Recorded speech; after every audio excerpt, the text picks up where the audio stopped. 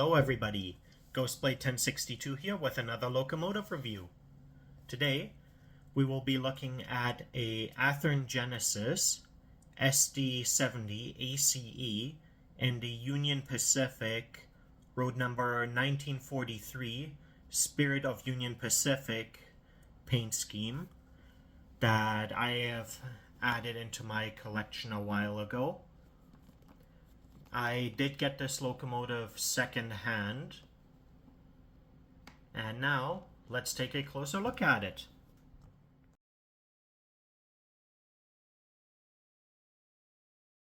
Alright, time to take a closer look, starting with the front of the box, where in the bottom left here we have the Athearn Genesis logo, with the Spirit of Union Pacific decaling going at an angle from the top left here downwards to the bottom center. And we have the Union Pacific shield here on the right side of the box as well. On the bottom we have the age restriction,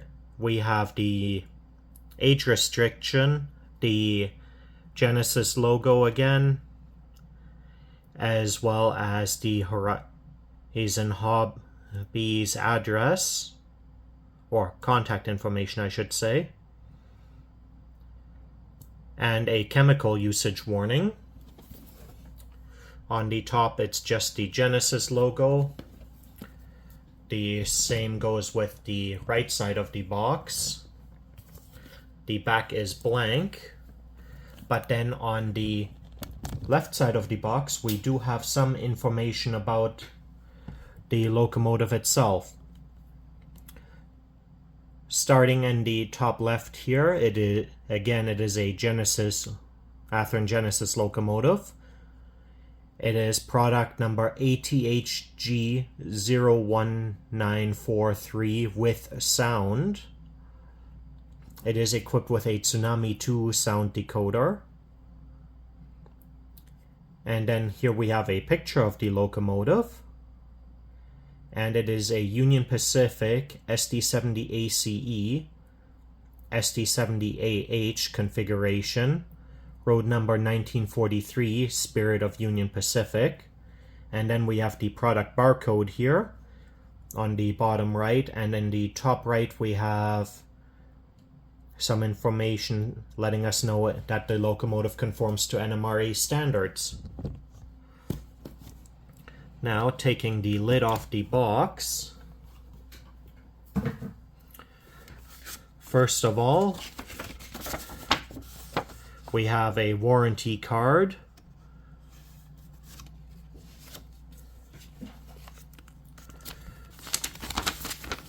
Then we have another warranty card. Next, we have our operating manual. This includes instruction on maintenance, handling instructions, DCC and sound instructions, and our function chart,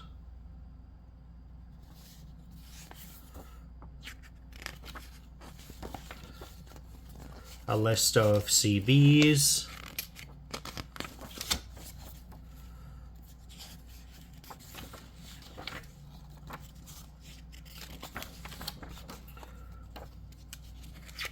basic troubleshooting, and more warranty information.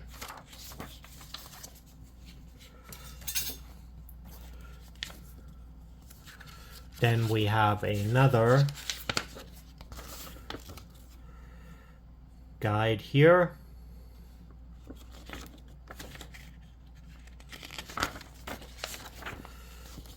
This also includes exploded diagrams of the locomotive with parts,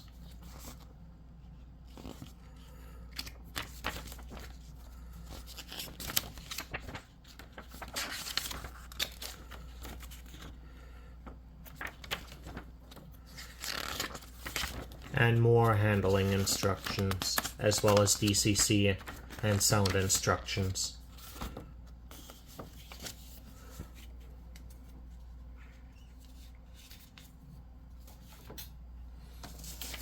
And then finally we have advertisement for the Athearn newsletter.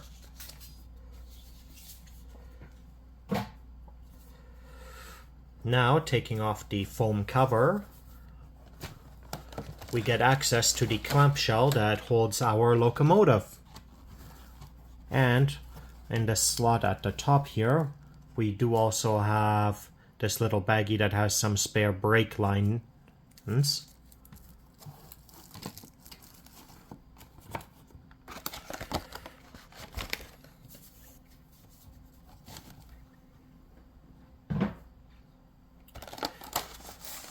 And now, sliding off the outer sleeve of the clamshell,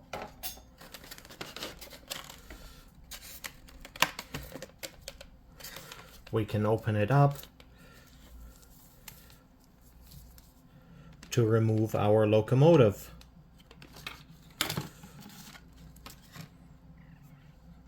And now all that's left is to remove these pieces of foam.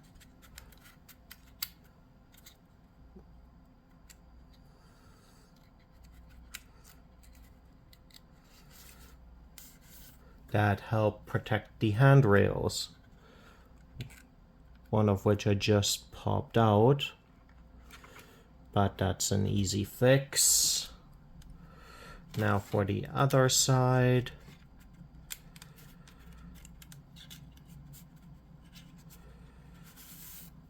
There we go, and here we have the locomotive. And next up, we will move on to the detail overview section of the video.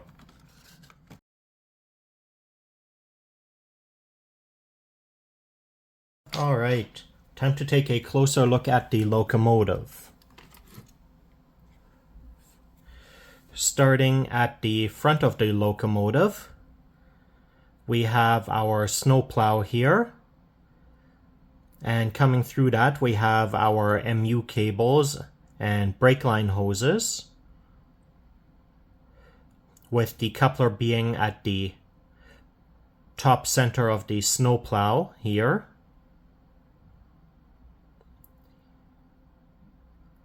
Then, moving up, we have our cables, connection cable here.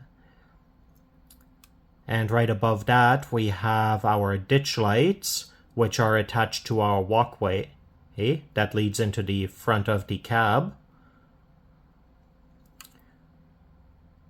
We have a very nicely done Union Pacific winged shield here on the front, which really stands out on the silver body. And we have our separately fitted grab irons, which lead up to the top of the short hood.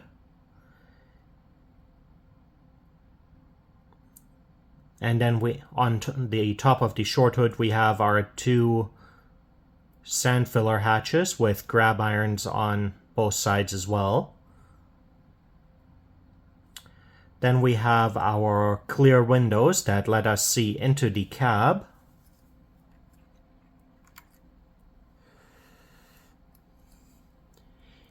And I don't know if it's factory or if it's work of the first owner, but we have a conductor and an engineer in. Well, we have a crew inside of the cab. We do also have separately fitted windshield wipers on the cab windows here. And we have our number boards above that.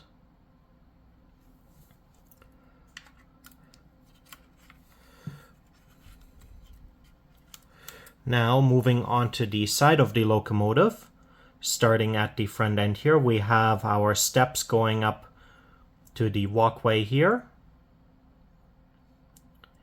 And on the side, we have our Union Pacific shield with the Spirit of Union Pacific decaling coming down at an angle. And then right beneath the cab window, we have the road number, this being 1943. Moving down to the trucks, we have our brake detailing here, as well as we can see some suspension detailing on the axles here. And if okay, we do not have rotating bearing caps on this particular model. We also, right above the cab window, have our sunshade here. And moving on, we have our AC converter cabinet here. And going along the body, we have the American flag painted on, followed by this vertical stripe, and then we go into a camouflage with "Support Our Troops" written on the side of the radiator. And at the back here, we again have the Union Pacific shield. Molded on along the side of the body, we also have our various gridding for airflow, as well as our access hatches. On this side of the locomotive, on the fuel tank, we have our fuel gauge here, as well as our emergency shutoff and our fuel cap. And now moving to the back of the locomotive. On the rear here we have our MU cables, airlines, and brake lines. We have our coupler here. And the handrails are a little bit warped here. Something I'll have to look into fixing in the future. Though it seems to be that the previous owner used what might be wood glue to try and glue them down. On the back of the long hood here, we also have our lights in the center here with the road number on either side. And we again have our grab irons leading up to the roof of the locomotive.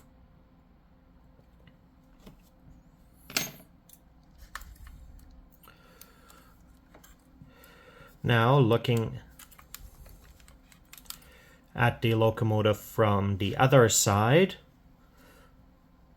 we again have all of our access hatches and grates, the American flag. We do not have an AC converter cabinet on this side. Instead, we have a rear door giving us access to the cab. And we have some differences along the fuel tank here, including the 2 air reservoir tanks. And again, we have our emergency shutoff, our fuel cap, and our fuel gauge on the tank here as well. On the underside of the locomotive, we don't really have any additional detailing. But looking at it from the top, starting at the front here, we have our satellite, our antennas here, which are all molded in. Then we have some access hatch detailing and gridding. We have our 5-chime horn. And then here at the back, we have our 3 radiator fans, 2 of which are see-through, so we can actually see the fans inside. And that covers the overview of the locomotive. And next, we will move on to the rip track segment of the video.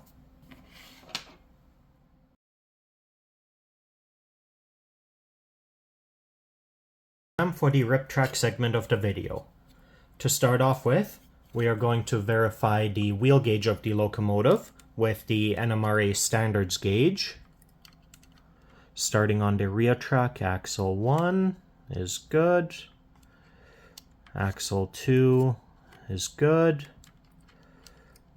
And axle 3 is good.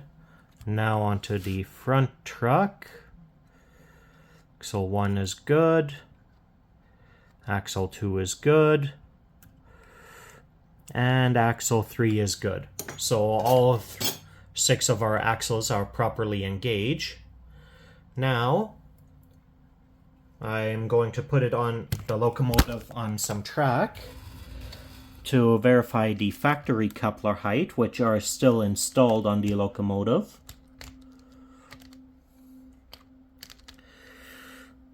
Starting with the front coupler here, which is at proper height. And now for the rear coupler.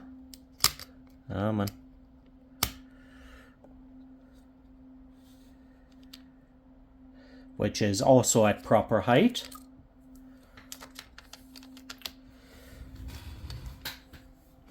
But now, what we are actually going to do is replace the couplers, as I prefer to use KD couplers on my North American rolling stock and power.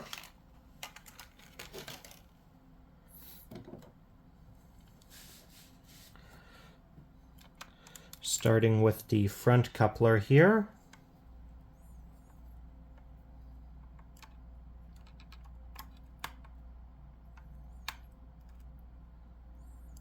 That's the coupler screw out.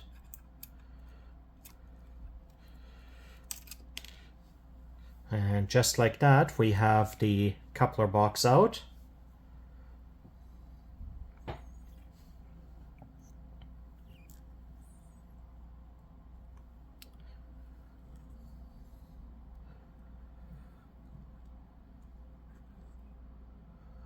Okay, and it goes back together like that. Okay, that's the front.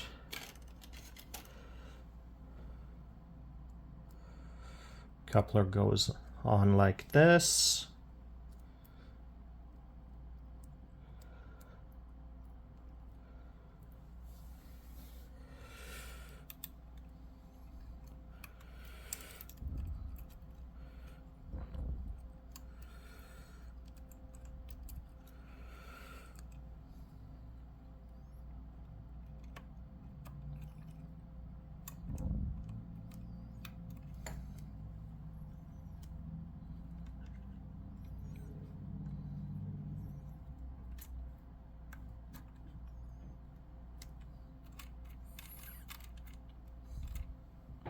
All right, that's the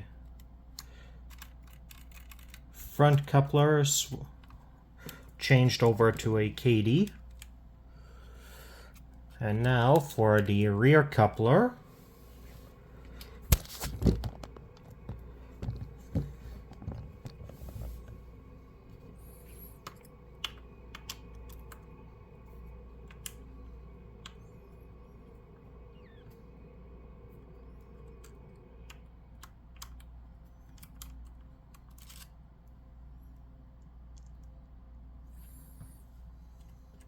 That's the coupler box. There we go.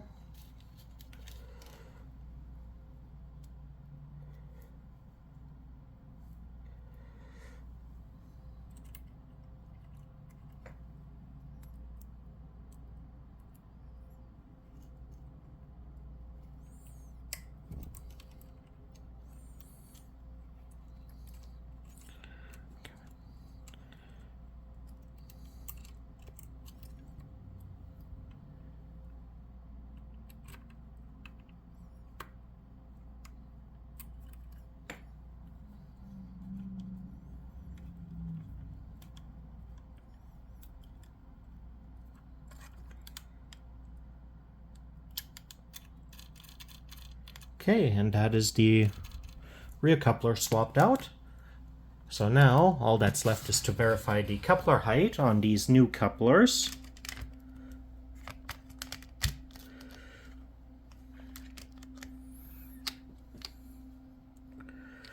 Starting with the front. And while the coupler itself is at proper height, I do need to adjust the coupler cut bar. Now for the rear coupler.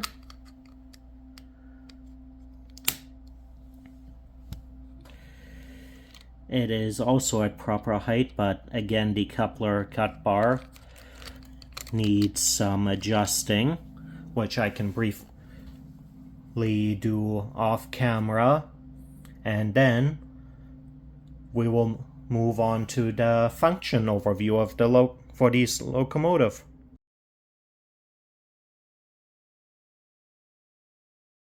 Alright, I've got the locomotive on the track now. And now to turn on the track power. First of all, we'll see how good of a crawl this locomotive has.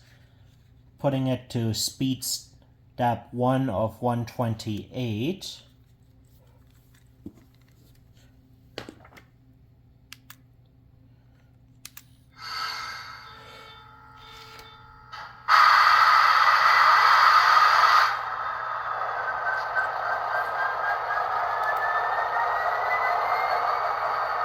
And it does have a nice slow speed, though it is a little bit jerky at speed step 1.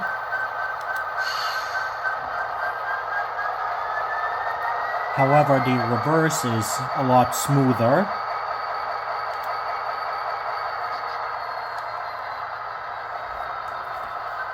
And moving the locomotive also turns on the operating sounds.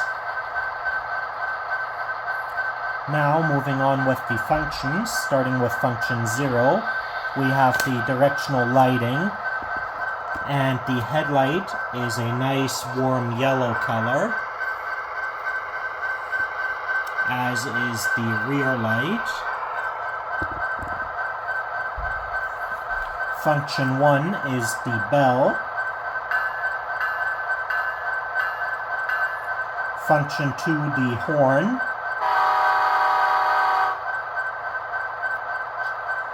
Function 3 has been changed from the short horn to the grade crossing horn.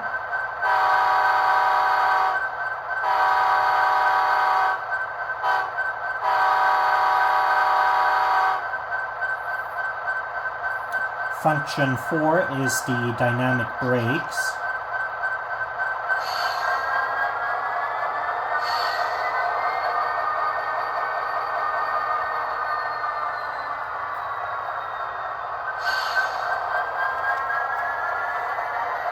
Function 5 is lighting effect number 1, which is also the ditch lights.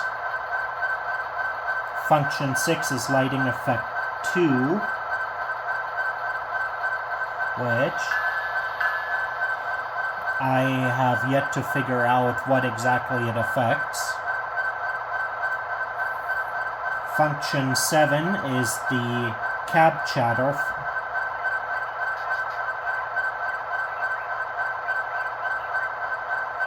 And this is a very quiet function. Function 8 is the mute function.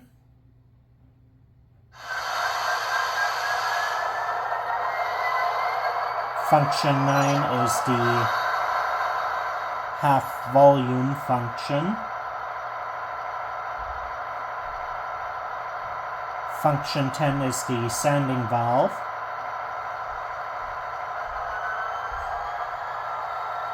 And straight to 8 as well.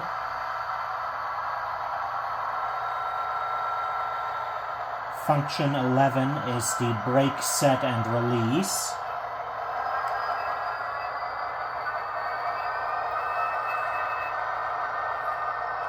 Function 12 is brake select.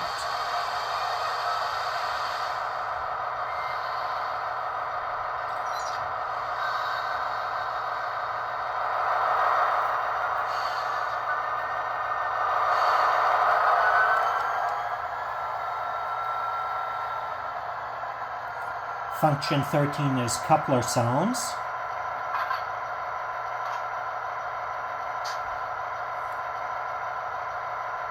Function 14 is the momentum override or shunting speed.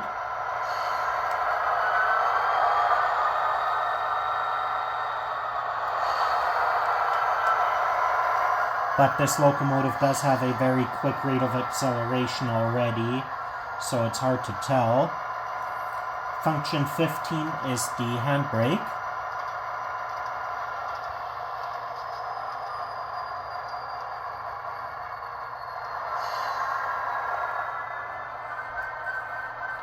And again, this function is sound only. Function 16 is HEP mode on and off, which I don't know what that actually is. Function 17 is fueling.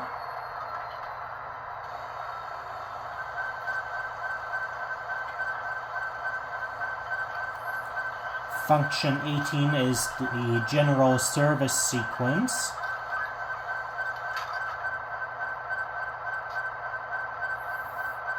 Function 19 is unassigned.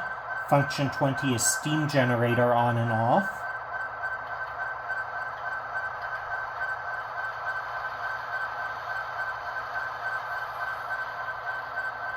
Functions 21 and 22 are unassigned. 23 is the all aboard and cab coaches sound. 24 and 25 are unassigned, and then 26 is RPM notch up.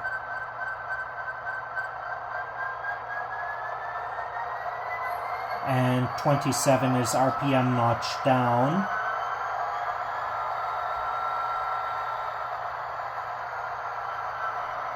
And that covers all of our functions. So now we're going to do a little bit of running by of the locomotive with a coal train.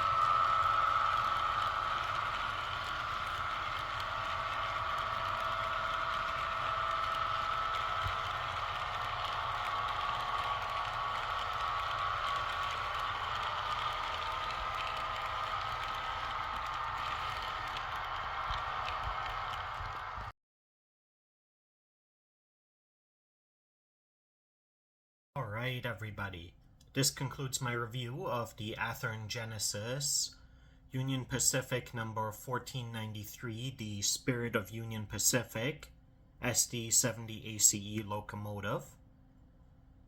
By ways of appearances, this is an absolutely beautiful model. I'm a really big fan of the silver paint on it. In particular, I find that looks absolutely stunning on locomotives. By ways of the actual functions, there are a couple of things that I'm not overly fond of. The biggest one being the fact that you have the prime mover linked to track power and movement to even start it up, rather than it being its own independent function like most other locomotives now. That is the main thing that I really don't like about it. The other thing being that all of the brake functions are sound only rather than functionality. But aside from that, the model is a beautiful addition to my collection and a beautiful addition to completing my Union Pacific Heritage fleet that I am working on collecting. That being said, if you enjoyed the video, leave a like and a comment, and subscribe for more model railroad content. Have a great day, everybody!